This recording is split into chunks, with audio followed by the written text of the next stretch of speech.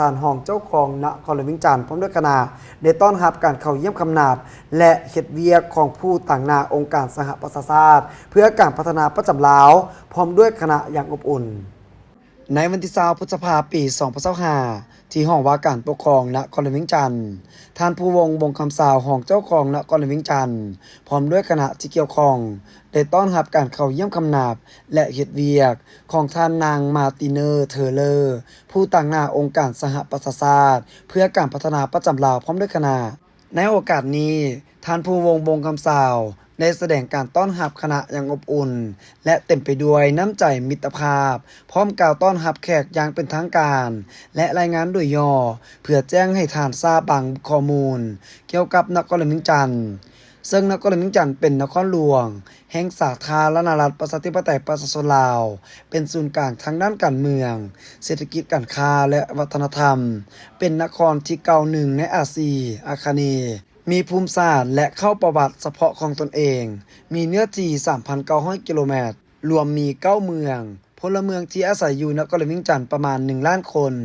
GDP เฉลี่ยต่อหัวคน 5,525 ดอลลาร์สหรัฐในปี2024สภาพเศรษฐกิจของนครหลวงแม้นมีท่าเอียงขยายตัวในระดับ 5.85 ส่วนห้อยรวมยอดผลิตภัณฑ์ภายใน GDP บรรลุ 85.892 ตื้อกีบ GDP เฉลี่ยต่อหัวคน 83.47 ล้านกีบในนั้นแขนงอุตสาหกรรมขยายตัวเพิ่มขึ้น 8.02 ส่วนห้อยกวมเอา 48 ส่วนห้อยของ GDP แขนงกสิกรรมขยายตัวเพิ่มขึ้น 4.3 ส่วนห้อยกวม 14 ส่วนห้อยของ GDP แขนงการบริการขยายตัวเพิ่มขึ้น 3.95 ส่วนห้อยกวมเอา 38 ส่วนห้อยของ GDPพร้อมกันนั้นท่านนางมาร์ติเนอร์เทเลอร์ได้แสดงความขอบใจต่อการต้อนรับอย่างอบอุ่นของท่านห้องเจ้าของนครหลวงเวียงจันทน์พร้อมทั้งแจ้งให้ฮู้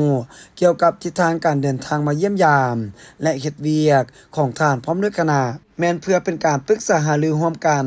เกี่ยวกับการเสนอขององค์การปกครองนครหลวงเซอุลเกาหลีเพื่อนำส่งนักวิชาการจากนครหลวงเซอุลเดินทางมาแลกเปลี่ยนและจะตั้งปฏิบัติเวียกงานร่วมกับนครหลวงเวียงจันทน์โดยผ่านองค์การสหประชาชาติเพื่อการพัฒนาประจำสปปลาวโดยเน้นใจของเขตที่เสนอการร่วมมือมีคือการลดผ่อนความเสี่ยงต่อการเกิดภัยพิบัติการบริหารจัดการน้ำการลดผ่อนการเปลี่ยนแปลงของสภาพอากาศและการบริหารจัดการขี้เหงื่อการพัฒนาทรัพยากรมนุษย์การลดผ่อนความเสี่ยงภัยพิบัติการบริหารจัดการน้ำและขี้เหงื่อพร้อมทั้งการปรับตัวให้เข้ากับการเปลี่ยนแปลงสภาพอากาศซึ่งการร่วมงานระหว่างสหประชาชาติและนครหลวงเวียงจันทน์แม้นมีความหมายความสำคัญในการผลิตผลที่เป็นรูปธรรมเพื่อผลประโยชน์ร่วมกัน